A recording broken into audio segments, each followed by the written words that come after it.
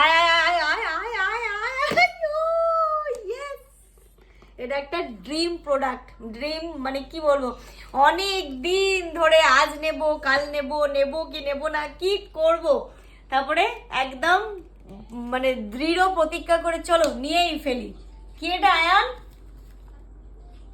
আয়ান খুব মনোযোগ সহকারে ব্যাপারটা দেখছে।